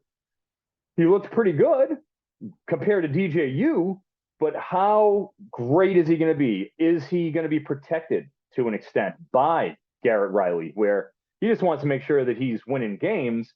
He isn't beholden to anybody that has been there before. And I like Bo Collins, who caught touchdowns in 5 of his first 6 games before getting banged up. Mm-hmm. And then really his play fell off towards the second half. I think he coming back healthy with Adam Randall healthy, a couple of real outside threats. You might not see Antonio Williams running that many routes from the outside. There's a lot of conjecture in that room. Obviously Clemson is going to be better. They are not going to be worse than they were last year offensively. It's just not going to happen. There is still questions as to how effective their top guys are going to be. And because of that, I look at Antonio Williams as a much more effective C2C asset than a CFF asset. I wholeheartedly agree. All right, Froton, let's talk about your 2 guys here in the 25 to 36 range here. Who do you want to talk about? Terrell Ricky Vaughn, the wild thing himself, over there at Utah State. Now, obviously, Blake Anderson is in town. He took over for the departed Gary Anderson, and everybody was expecting, hey, all right, Arkansas State Part 2. Here we go. We're going to be slinging the ball around. We're going to have a high-octane, high-flying, watch-out type of offense, and that simply did not materialize. As we know, 22 points per game out of Utah's passing offense. Only 195 yards through the air. I mean, a restructuring of the highest order. And that was year 2 of Anderson. I was going to say, to be fair, year 1 gave us a lot of false hope. Well, year 1 was action-packed. There's no doubt about that. But look, Logan Bonner didn't play much, didn't do much. We saw, obviously, Cooper Lagasse was okay, but 11-10 ratio out of the Lego man. I don't have a lot of good feelings about that just simply being, oh yeah, we're back to 35 points a game and 300 yards passing. You're going to have a serious boost off of what they did last year. And that gets us to Mr. Vaughn, 5'7", Terrell Vaughn. I mean, we're not talking about somebody who is going to be matchup proof. He's a slot receiver, slot only, 94% of his reps out of the slot last year. And, in 81 receptions, 81 targets, only 615 yards. He wasn't somebody who was particularly explosive. 1.6 yards per route.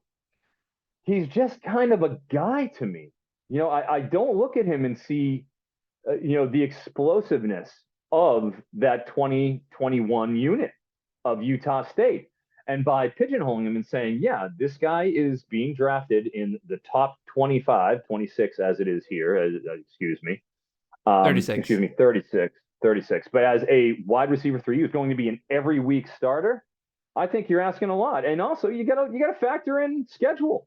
Okay, this schedule ain't great, despite the fact that they're playing in the Mountain West, which, unbeknownst to people, was actually a more defense-oriented conference than it had been in years past. Surprisingly, they start off at Iowa. Congratulations.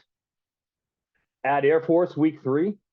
Even their off conference, you get James Madison, who was one of the better defenses in the G5 last year, and then they draw Fresno. At San Jose State, that's no picnic. At San Diego State, again, nobody wants to play at San Diego State. And then in conference championship week for us, first week of the playoffs, if you're going with a standard 2-week format, otherwise it's week 2, and they got to deal with Boise State.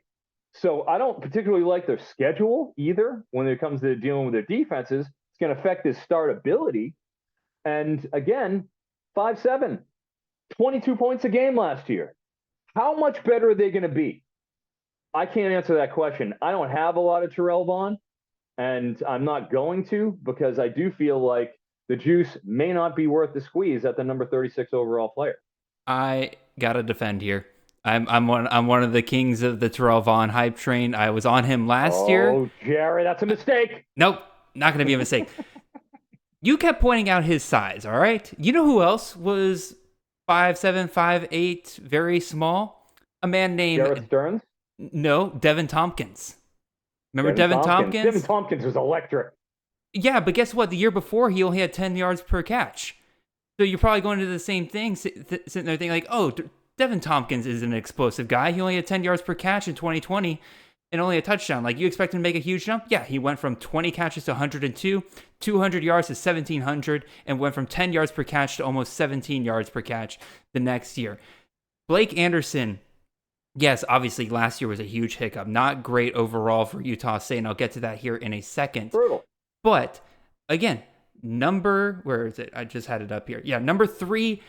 Again, I keep referencing this stat, but over the last 5 years, he is the number 3 coach in America when it comes to getting his wide receiver ones fantasy points per game. You saw it with Devin Tompkins, Omar Bayless, Jonathan Adams Jr. When he finds his guy, he feeds the living crap out of them, especially if they're a veteran presence. Terrell Vaughn is the only starter from Utah State coming back from last year. Cooper Legas entering his second year. We're talking about how Legas didn't look great last year. Yes, I agree. But I do not think the plan was to have Legas start at all last year. I really think they thought they were going to get more out of Logan Bonner last year, but then his injury just kept cropping up, and therefore they couldn't run what they wanted to run over there with a guy in Legas that they weren't quite ready to have him be the starter. So I think they did kind of shut things down a little bit. They ran the ball a crap ton more last year than we've ever seen Blake Anderson do. I do think, now, do I think it'll get back to 35 points? No, that's about a 2-touchdown jump right there. But could we get to 30 points per game? I think so. And with Terrell Vaughn being that veteran presence there, I feel very comfortable investing in a system that has done extremely well for us over the past several years, especially if I can get him as my wide receiver 3 or even 4 in some cases.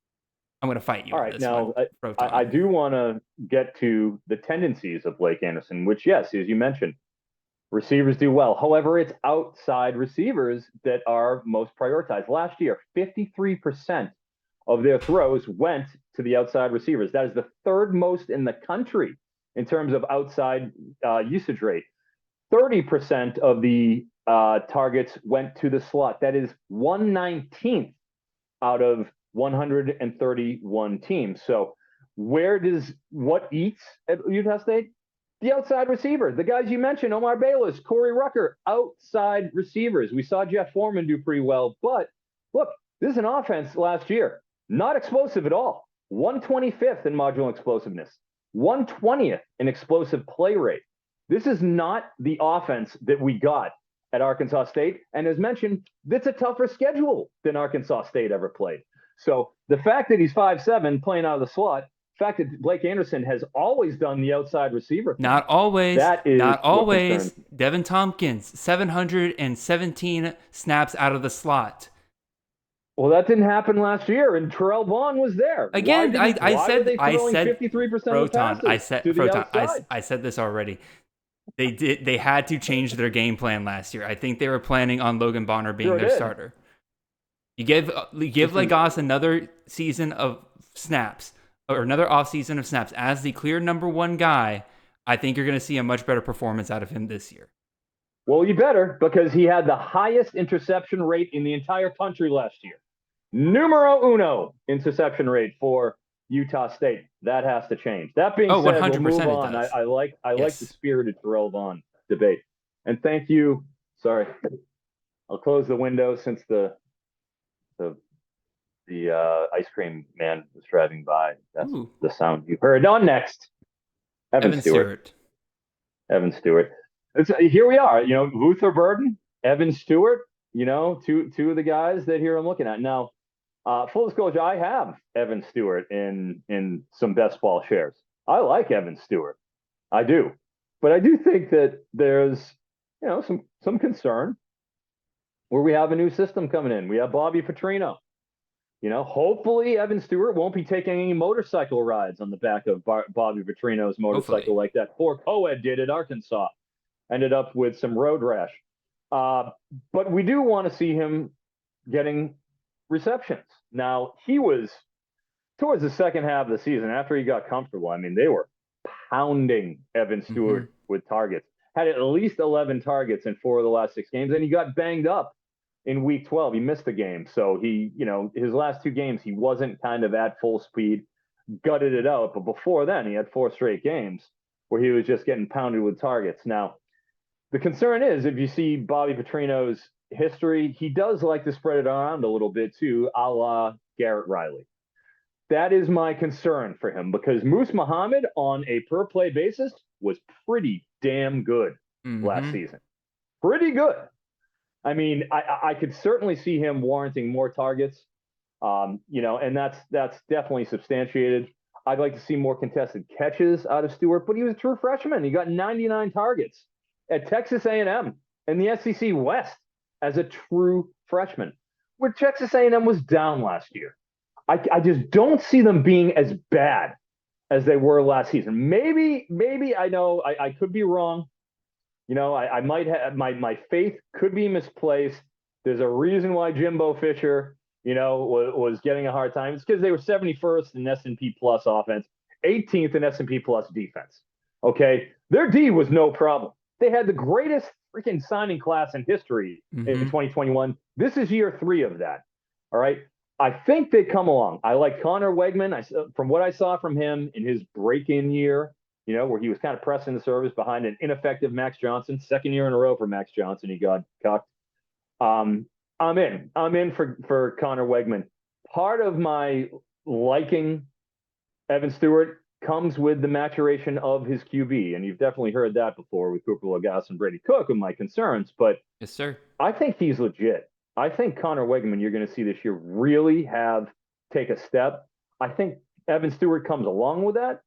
Last year, even in spite of the fact that they just weren't a efficient offense, consistently moving the ball, they did have a 14% explosive play rate, which was top 25 in the country. All right. They can make plays.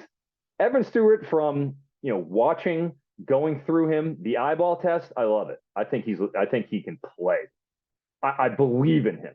So I do, where we're talking about getting him at, I love him in the 8th, 9th round, which is, value. Early on in the offseason, he was going in that 5th, 6th round range, which is a little pricey, a little too much, despite the fact that he's got an immense talent. If you can get him in that 8th round, 9th round range, I think that's a lot better. And that puts him in to where we're at here. So I am bullish on Evan Stewart, even though, if you look at the trajectory of Bobby Petrino's offenses, tendency to spread the ball around. I like Moose Muhammad as well. I just think Evan Stewart is a real talent who in year 2, after a breakout year 1, getting 99 targets as a true freshman, I think he does more. I think he matures even more. And that Connor Wegman is going to help him take a step. So I'm comfortable with him in this range, despite the fact that I can understand if there's a counterpoint.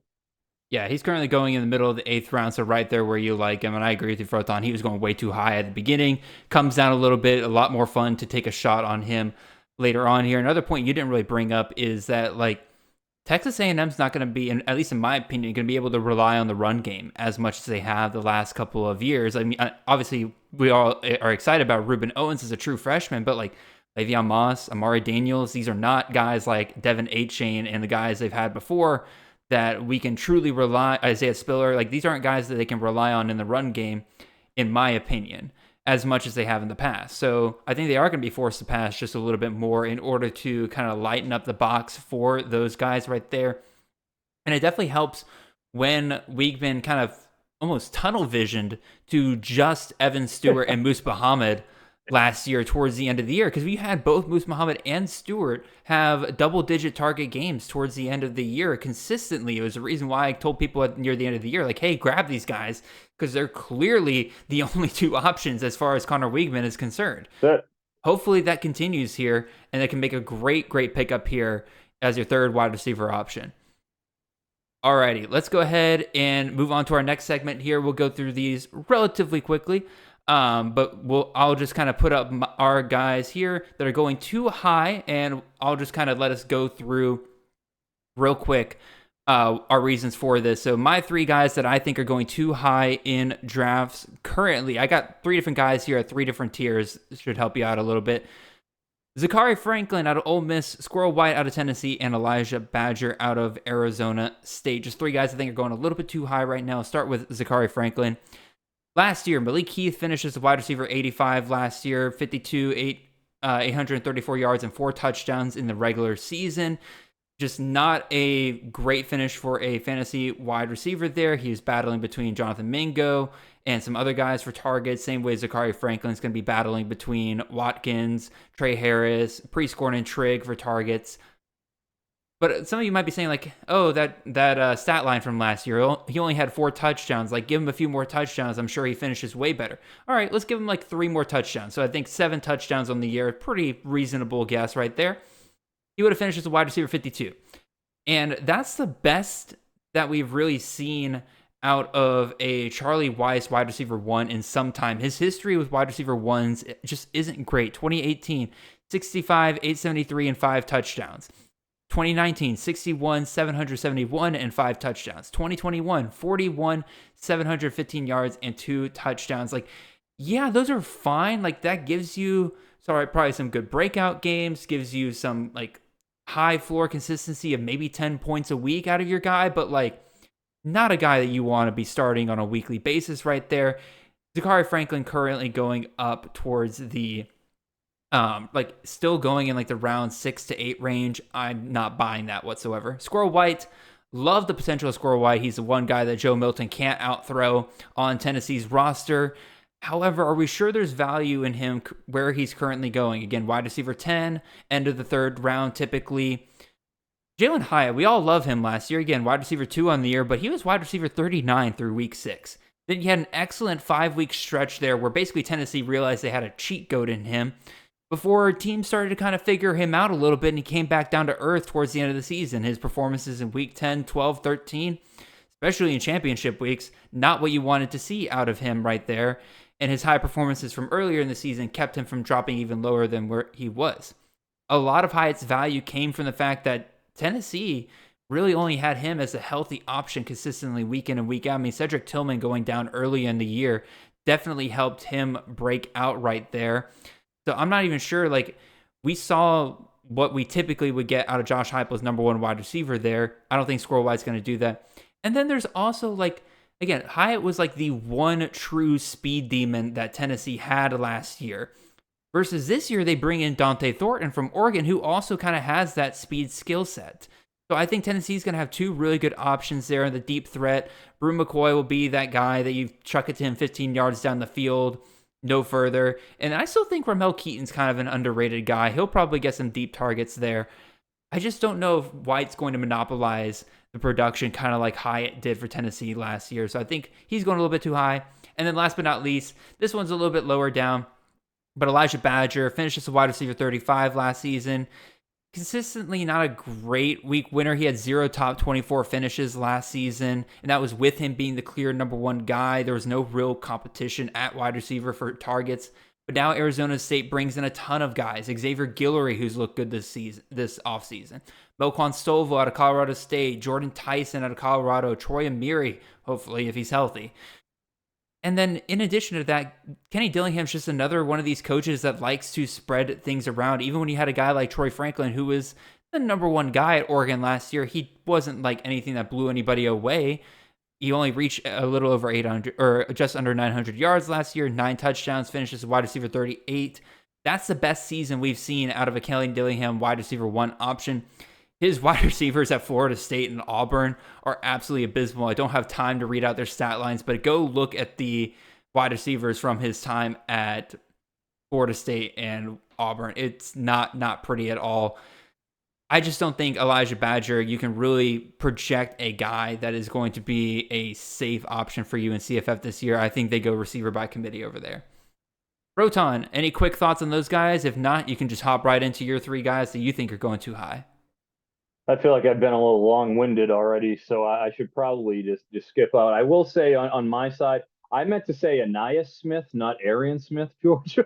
Okay, I was wondering, you put Arian Smith. I'm like, is apologize for Arian that. Smith going high in your drafts? Like, he's going like round 30 if he's going. He's Like, going like wide receiver 200. Yeah, that's just simply too high for Arian Smith. okay, No, I and meant to Smith say makes Anais. way more sense. Okay, I texted That's you. I was my like, I'm bad, like, boys. okay, phew. Oh, I was about to say, But I'm like, I'm sorry about that. It's all good. It's all good. Because Anais Smith, since we'll start with him, is going off as wide receiver 62 according to the ADP numbers that you sent over to me. I could not believe that. Okay, I just can't. Like we talked about here, Texas A&M slot receiver. You got Evan Stewart and Moose Muhammad, who two very effective players on a per down basis, and Anais Smith is actually getting drafted. He's not getting carries anymore. Like that whole, dual threat running back, wide receiver skill set, that was so appealing. There's a million running backs they have back there now. They have LJ Johnson had to transfer out. You have Le'Veon Moss. You have Ruben Owens coming in. You have Amari. There's so many guys that it's overwhelming. mhm. I just can't believe why you'd be taking a slot receiver when he's the number 3 option in that offense out of the slot, have two really good, solid receivers that are ahead of him in the pecking order. Even at wide receiver 62, that is simply malpractice, and you can't be doing that. That being said, Will Shepherd, Vanderbilt. Fun fact, out of all receivers of the past 2 years who've received at least 90 targets, Will Shepherd, of all Power 5 receivers, has the lowest catch rate of all receivers with at least 90 targets over the last 2 years in the Power 5. And the reason why is he plays for Vanderbilt. All right. And Vanderbilt, I mean, AJ Swan, God bless AJ Swan, but, you're playing a tough schedule here. And a lot of what it has to do with this pick recommendation. What was his exact ADP or DCR for Shepherd? He was in our list, right? He was top 30. I believe so. I believe he? he's in. I believe he's like wide receiver 33. Yeah, wide receiver 33. So he's an every week wide receiver 3, and you can have to contend with again 32, the startability factor. 32 with the bad teams, especially in the SEC. Okay, and what really screws Vanderbilt is their best matchup is Hawaii, and it's week 0. So you don't even get the Hawaii game out of them. And you then have to deal with 2 different buys in addition to Georgia, in addition to Auburn, in addition to Florida, Missouri. Let's not forget about Missouri's pass defense. All 4 DBs back, and they were a top flight unit in terms of a secondary last year. Good luck passing on Missouri this season. And throw in there, Kentucky as always. So when you're talking about the limited startability, right out of the gate, you got 6 games that I don't feel comfortable starting him. Mm-hmm. I just don't want any part of him seeing the field in those. I don't care how many targets he gets when you got a team that's scoring under 25 points per game. That's a hard proposition to ask for when you draft him as your wide receiver 3. I know he got 125 targets last year, 120, but he caught half of them, caught 60. When those are going to come, good luck. Figure it out. That's a tough proposition. I don't feel comfortable taking him in as a wide receiver 3, and you shouldn't either. Dante Cephas for Penn State. We have a very heavy run-oriented offense. I know Mike Yurcich is the offensive coordinator there, and he comes off the Mike Gundy tree. And he's a man, and he's 40. But you got to remember here, this is Penn State. Drew Allar, new quarterback. Do I like him? Yeah. Is he better than, the now departed ex-QB whose name escapes Sean me Clifford. at the moment? Sean Clifford, the big red dog, Sean Clifford. Yeah. Give me Drew Allar over Clifford. That being said, this is not an offense that really prioritized the pass very much at all last year. And the reason why is very simple. It's not something that anybody has to really look too far to figure out. You got Nick Singleton and Katron Allen there in your backfield. You got a couple of monsters. And they rode them like they should. They were 11th in rushing explosiveness, because of that. And while they were an efficient offense, it wasn't like they were a bad passing team. they weren't an explosive passing team, and they weren't throwing that often, because why would you go and throw any more than you need to? They're right at the national average in terms of standard downs. They're running 58% of the time. But why would you go and bother, having to throw the ball or put the ball in, put it in harm's way, when you can have an awesome offensive line with Fashanu back, who will be the number one tackle taken in the NFL draft next year. Mm-hmm. And you can wear teams down with an exceptional defense. You got Chop Robinson on the edge. You got Kalen King on the outside for a cornerback. I see them slowing it down, and I see them leaning on teams when they have that advantage. And they're going to have the line advantage over quite a few teams. They mauled just about everybody on their schedule that wasn't Michigan and Ohio State. Yep. Mauled them, like killing them in terms of, and besides Purdue was close. Every other game they had that they won was at least a 97% win expectancy. So they're going to be able to handle the lesser teams on their schedule where they're not going to have to air it out. I just think that with Cephas coming over from the MAC, is he going to be the numero uno top dog? Potentially. We got Keandre Lambert-Smith there too, who was pretty good.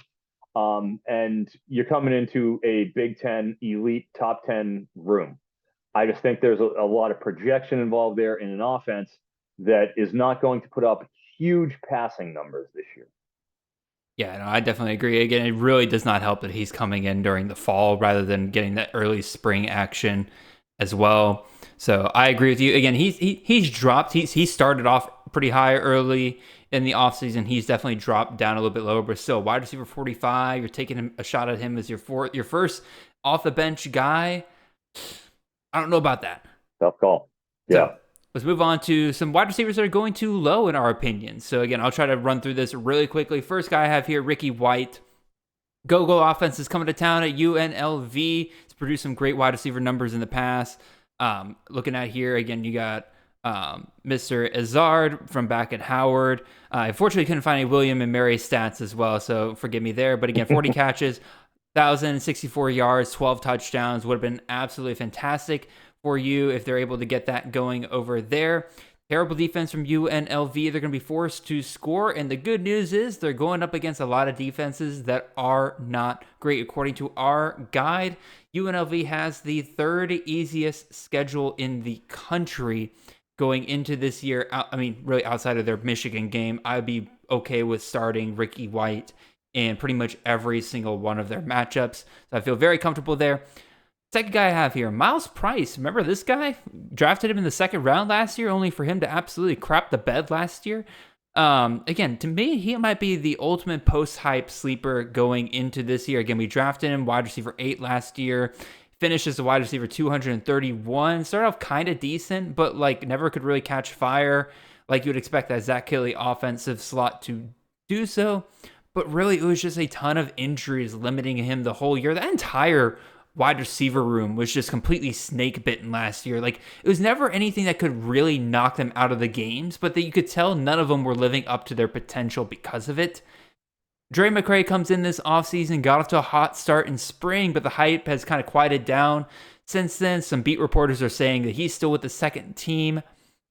To me, that still puts Miles Price in that coveted slot position there. If he can stay healthy, he's going so late in your drafts. Take the shot on him living up to his potential this late this year. And the third guy I got here, Mr. Javon Harvey, wide receiver out of Old Dominion. Allie Jennings finished as a wide receiver 27 last year, but that was after he suffered an ankle injury in week 10. He was wide receiver 5 overall going into that week before he got injured and basically sat out the rest of the year. So Old Dominion is no stranger to the top wide receiver getting targets. Jennings is gone. Harvey wins the Heart of the Lion award out of spring camp, which goes to the best player on the team for the spring. And it helps that their new offensive coordinator hire and Kevin Decker comes from Fordham, which last year produced 3 1,000-yard wide receivers. Now, granted, again, they play more games than the FBS and everything like that, so kind of bring it back a little bit. Still, no stranger to producing a ton of receiving options there.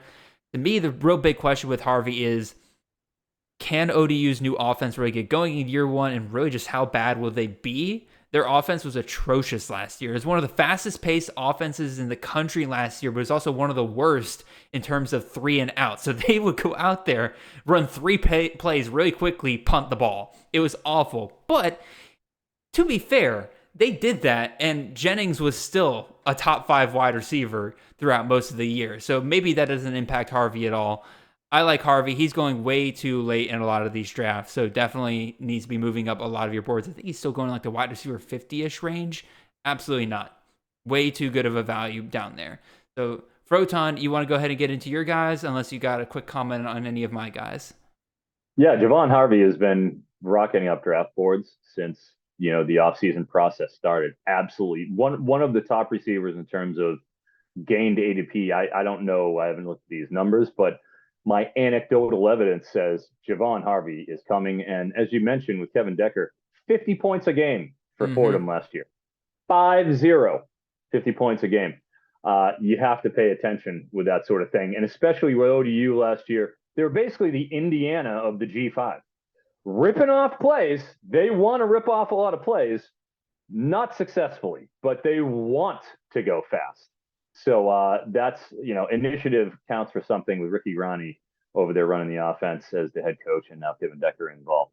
On to my guys, my boy from Akron, Daniel George, Boy George, as I like to call him. 6'2", 210, manning the outside starting spot opposite of Mr. Adams. And now with Shocky Jock Lewis, the shock jock himself, moving on, you had 3 receivers for that Akron Joe Moorhead offense. DJ Irons is back, who received 90 or more targets. For his part, George, 108 last year. And not just 108, man, he did it in style. After the first 3 weeks where he kind of, got his feet wet, he got double-digit targets in 6 of the next 9 games. And again, that was year 1 of Joe Moorhead, who is frankly beyond reproach in terms of an offensive mind. And he's out there humming off some plays too, ripping off plays. DJ Irons is back for his second year, as is Adams. I see those guys getting another high target volume. I was taking him in. I could get him whenever I wanted earlier in the year. 22nd, 23rd, 24th round is where I was waiting. I was like, all right, when do I feel like taking Daniel George? Well, that ship has sailed. I'm seeing him go in the 13th, 14th round now, literally 10 rounds more than what he was going at the beginning of the offseason best ball process. And the reason why is just, it's obvious. Akron is basically what Kent State was the past 3 years. I think that's what we're going to see out of Akron over the next 2, with Moorhead looking to rebuild, just put his stamp on it and just run wild, because he doesn't care. He's in the MAC now. He can go do whatever he wants. He's going to have fun, and fun means points. Number 2, Keon Coleman, formerly of Michigan State. I love Keon Coleman. In terms of, you go and you watch him as a pro prospect, I think he's exceptional. I think you're looking at a pro receiver here. Mercifully did the right thing by leaving Michigan State after the spring. Peyton Thorne went and left. He left. Obviously, Jeremy Bernard is over there at Washington. Basically, the best players on that Michigan State offense from their passing game, they're all gone. They all hit the road. Like, good luck, Mel Tucker, this year, scoring points. But the point is, Keon Coleman went over to Florida State, and I'm going to tell you right now, you hear me now and you hear me good. He's better than Jimmy Wilson. He's going to outperform Jimmy Wilson this year. Anybody taking him over Keon Coleman is making a mistake. I'm seeing Coleman going in like the 11th, 12th round all day. I'm taking him all day. Plenty of Keon Coleman shares over there at Florida State. And then lastly, I won't dwell on the point too much, but Donovan Green, which we had already talked about before. Look, he was a starter last year. He was in that Z position where he didn't get the same amount of downfield targets as A.T. Perry did, but Jamal Banks looking to take over that role. But hey, it wasn't like, Donovan Green wasn't getting looked at. He averaged 16 yards per target as well. He's all the way downfield. Excuse me, ADOT, 15.8 ADOT. That's a factor. He is going to be running deep routes. Also, really good in the contested catch scenarios when he isn't downfield. He's working the underneath. 12 of 18 contested catch opportunities, 67%. That's ridiculous. Mm-hmm. So he's a guy we've seen make catches. We've seen his highlights where he can track the ball extremely well downfield. He can make those plays where they are contested situations. You got to respect it. And like we said, am I positive it's Jamal Banks? I think it's Jamal Banks, but hey, he was a part-time player last year. There's no guarantee if Donovan Green makes a few plays downfield that he won't get that option, that those looks at 110 overall. 110 for a wide receiver, not overall, wide receiver 110. That's ridiculous. Yeah, I definitely agree. Fortunately, we got to keep moving on here. Next up here, this is more of an interview question here, Froton, but if you could have the crystal ball to see the outcome of one wide receiver room, which one would it be? I'll go ahead and throw mine out here because we already touched on this wide receiver room a little bit. I put down Texas Tech. Is Zach Kittley's offense? I want to know who that slot guy is going to be. I want to know if one of the outside guys steps up and has a Mitchell Tinsley-like season over there. I want to know what's going on there. I'm hoping they see a big jump this next upcoming year, and some of these receivers stay healthy. Froton, which wide receiver room did you want to see the outcome for? The Washington State Cougars, with Eric Morris, their offensive coordinator from Incarnate Word, coming over last year with his version of the air raid. He has since moved on to North Texas, where they should be slinging there around. I'd like to see how that shakes out as well. I think you believe the same thing. Mm-hmm.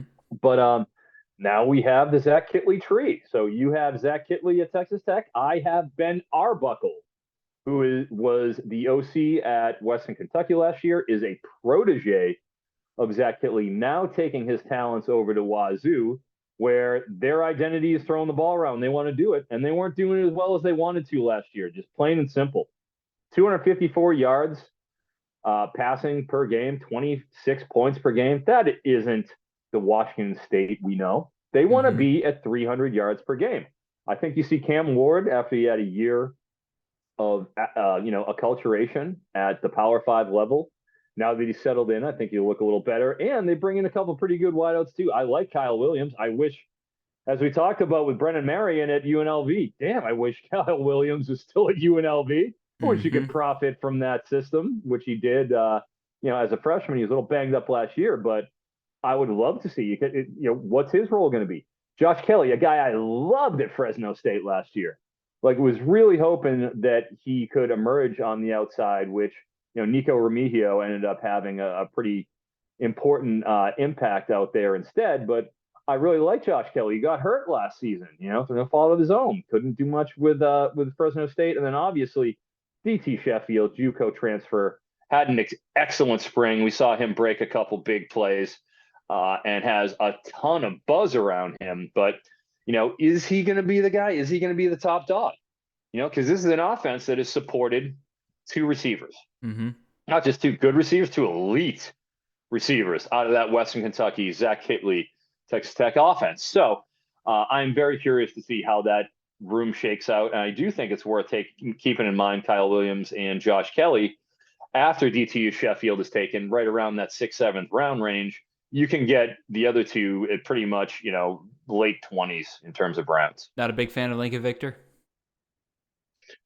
Lincoln Victor, potentially, but I like Williams and Kelly more as overall talents. Fair point. I know that Victor will probably get his shot in the receiver lineup, but that's part of it. Maybe it will be Lincoln Victor coming over from, Hawaii transfer. It's an unsettled room, and with a new regime in town, everything's up for grabs. You never know. All righty, real quick, I'm going to run through some wide receivers, not quarterbacks, ignore the graphic, some wide receivers that have risen throughout the offseason. Talk about Javon Harvey. He's come up to wide receiver 58 after going pretty much for free earlier in the offseason.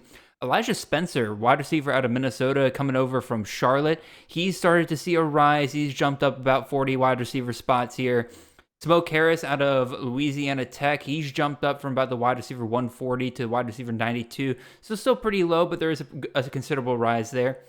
Chimere Dike, wide receiver out of Wisconsin, rising from wide receiver 111 to now wide receiver 63. And then the biggest riser in the entire offseason, jumping up about 50 spots here, Mr. Trayvon Rudolph, wide receiver out of Northern Illinois, jumping up to wide receiver 55. I imagine pretty much all 5 of these guys will probably continue to see a rise of some kind as we continue on here into August. Maybe Smoke Harris is the only one I could see kind of leveling out there, as people have fallen in love with Cyrus Allen a bit over there. But Froton, quick thoughts on these 5 guys. Any of them that you don't think are really warranted with their rise? I wouldn't go anywhere near Elijah Spencer. What's the point? Okay, I think what's happening with him is they're looking just at the stats and saying, wow, this guy was really good last year. And he was, in terms of like as a deep threat, he was one of the top 3 threats in the country last year. The problem is that was in Charlotte. He is now in Minnesota. You have Chris Ottman-Bell coming back. You have Span Ford, who got 61 targets as a tight end last year.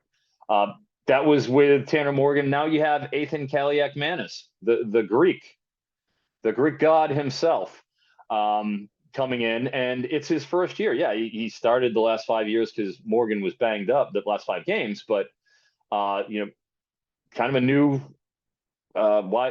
quarterback, more of a dual threat than they've had there in years past. I think you could see him using his legs a little more than he had in the past, and breaking in a new QB. I think you're asking a lot of Elijah Spencer to be a productive college fantasy football wide receiver when people are looking at what he did last year for Charlotte, not what he's going to do this year for Minnesota, one of the least pass-oriented teams in the Power 5. Well, I guess I'll play devil's advocate here with Elijah Spencer. One, the buzz out of the beat reporters and camp have been that Spencer is the standout at receiver. They have been very impressed with him in his translation from Charlotte to Minnesota so far. They are expected under their new OC to be throwing the ball a bit more. Now, whether you believe that or not, we'll see, but I do actually tend to believe it just a little bit because they have also been very vocal about the fact they don't want to do Mohamed Ibrahim again. They don't want to run the ball as much as they have in the past because of the amount of injuries they've had at the position in recent years. So they're trying to beef up their wide receiver room. We saw them bring in other guys this offseason as well. CAB does return, but the word is that he is still kind of feeling that injury from last year. He still hasn't back 100%. So to me, if you are going to invest in a Minnesota wide receiver, which you can determine your own value of what that is on your own. But if you're going to invest in Minnesota wide receiver, I would go after Elijah Spencer. Again, the buzz is there. You're getting him at wide receiver 77 right now in drafts. That's putting him as like what? Your good Lord, that's probably your 6th, 7th wide receiver on your team. If he doesn't work out, that's an easy cut in 2 to 3 weeks. If he doesn't catch fire, I'm kind of okay with his rise. Trayvon Rudolph I feel like if people remembered that he existed, he'd be going higher than 55 right now. Because I like Rudolph. He got injured right before the season last year, no stats and everything like that. He put up a 300-yard game in the MAC as a true freshman. Like, that is somebody that Northern Illinois, without any other real pass catchers to throw to, I think he's in for a very, very good year this year. So I like that rise right there. All right, last but not least is what we finished each one of these crash courses off with. People want to know, Froton. They want to know who's the sleepers. Who can I get in the very last round of my drafts as somebody who could potentially be a league winner for me? So we're going to do that with the wide receivers today. I will admit, the wide receivers, I think I had the hardest problem amongst all the positions in terms of finding that kind of value that late. Again, it is a high vary position, but there's just not a ton of options that late. But I'll go ahead and start with my guys here. I say guys because I kind of cheated here. I'm more just kind of highlighting a receiver room that you can take some shots on here. And that is North Texas situation. Froton, you kind of alleviated to it or referred to it earlier with Eric Morris going down to North Texas, assuming that Eric Morris isn't a giant fraud. And which that is a potential case because, GJ Kinney did better with Incarnate Word the year after Eric Morris did, and the offense had Washington State wasn't great last year. But even still, under Morris, Washington State had a neutral game pass script at 73%. That was the highest in the country, and it is about 30% more than what North Texas ran last year. This is going to be a very, very different North Texas team we are looking at here. A team that typically likes to run the ball and makes explosive passes. They're going to be passing heavily in this next upcoming year. Grimes is a wide receiver that Morris had at Incarnate Word. Grimes finished with a stat line through 12 games of 78 catches, 1,041 yards, and 14 touchdowns. That would have been good for wide receiver 4 last year. I don't really know which one of these wide receivers, if this system gets up and running. There's a lot of ifs here, I will admit. If this wide receiver room steps up, if this system gets going in year 1, there's a potential for a top-tier wide receiver here with the amount of pass volume that I expect out of the Mean Green this year. This also assumes that either Jace Ruder or Chandler Rogers are a competent passer for them. If I had to go with one, I'd take the shot on Roderick Burns, even though he has burned me multiple times over the past couple of years. That is the guy I would take a shot on, round 20 plus, as a guy that could finish in the top 10 wide receivers on the year. Froton, who is your guy that you are willing to put your neck out for as a round 20 plus option that could finish in the top 10 wide receivers? Yeah, and I can't blame you for, looking at North Texas. Gosh, I think that's one of the great what ifs of CFF this season. What is that going to look like, that passing attack? How is that going to materialize? Because if we're going to get Incarnate Word, we're all in. If we're going to get Wazoo last year, we're probably all out. But yeah, like you're saying, I've been trying to figure out, is it going to be Macklin? Is it going to be, I've had a couple of Rod Burns in my day, so we all have. I'd like to make sure that it is at least have Aloe on it. Anyways, I'm going with Cam Camper. Yep. I know, Indiana. I alluded to it a little bit before. Indiana, man, they want to pass. You got to respect them. They really want it to happen. They're not very good at it. At least they weren't last year, but the bad boy, Connor Bazelak, is out of the play. 46% on standard downs was their run ratio. That is 11th lowest in the country. They want to throw. They want to go fast. 20.6 seconds per play. 5th fastest in the country. 74 plays per game. 15th in the country in pace. They want to go. They want to throw. And when they did, brother, it was Cam Camper who was getting those looks. He got injured early. Don't get me wrong. But, like a meteor, he shot across the sky in those 7 games. 82 targets in 7 games. 82. That is astronomical. 45 catches. Sure. Yeah, you didn't get as many as you'd like. But, his outrageous usage rate, and fact that there aren't a lot of competent options. Just about everybody hit the road who was, even acceptable. DJ Matthews, gone. Emory Simmons, gone. Mm-hmm. All right. Well, Cam Camper's back. He had a couple options. He might have transferred. No, he's coming back to Indiana, where hopefully, highly touted redshirt freshman and Tennessee transfer Taven Jackson can give them at least competent quarterback play. That's all we're asking for. He did the understudy thing last year at Tennessee. Nico comes in, gets recruited. Milton's the start of this year. There's no path for him. He comes over to Indiana, where they mercifully get rid of Connor Bazelak and have somebody who actually has some passing acumen to actually grow into. Why not? Why not take the shot at Cam Camper with that sort of volume that he's been getting in? Like I said, he's late after round 20. Take a shot. Yeah, absolutely. That was one of the first names that I considered when I first posed the question. And then I went and looked on the show sheet, and you had already claimed him. So I'm in full agreement with you, Froton. Like, again, he was on his way to having a really good season last year. Through week 4, he was a wide receiver 29. I think, again, you connect on a few more of those passes. Indiana, higher points per game, get a few more touchdowns in there. He is 100%. They were brutal last year. 100% somebody that could rise up into the top 10 wide receivers this upcoming year. Love the call there. I imagine Camper's going to be jumping up draft boards here soon. So, Froton, this has been fantastic. Really, really appreciate you coming on, dude. It is always a blast to have you on. Love the spirited conversations you always manage to get out of me whenever you come on. Real quick, let the people know what you're doing over there at NBC Sports Edge for CFF or anything else you're working on. We want to hear it. What you got?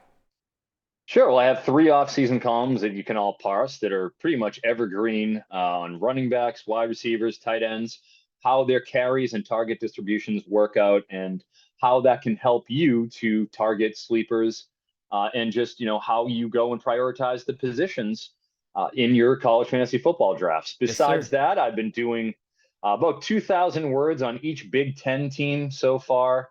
I will have my Penn State and Maryland coming out on Tuesday, and then the big boys, Ohio State and Michigan, coming out on Thursday, my big team previews.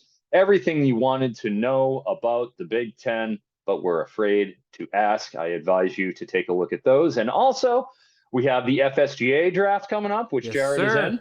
Yeah, I know you're fired up about that, my man. I'm very excited. The Fantasy Sports Gaming Association is the first ever college fantasy football league. The FSGA is done. We're both really excited to be a part of that. We have the Kings Classic coming up. Yes, sir. Draft with John Laub running the show there in Canton, Ohio for the Fantasy Football Expo. And that's those are a couple of the big ones. And the 50 teamer will be coming up there too. The big Big Ten 50 team college football championship, which everybody enjoys as well. So those are the college fantasy related stuff I'll have coming up. I'm sure I'll have a article or two along those lines, but be on the lookout. Y'all absolutely go read each and every one of those columns that Froton's put out over there at NBC. Like I read them and it changed the way that I thought about wide receivers and running backs specifically. He did a fantastic job on those columns. Tight ends, he did a really good job on as well. But when you are able to change the way that other people who do this, I don't want to say for a living, but who do this stuff religiously, you did a good job. So absolutely go check out those columns from Froton over there. Really appreciate you, Froton. Really appreciate all of you guys out there listening. Catch the CFF live stream from this week with myself and Zach Hall. Otherwise, next week we finish up these crash courses with tight ends. So that's going to be a ton of fun. But really appreciate you guys listening. I hope you guys have a wonderful and blessed week. See y'all.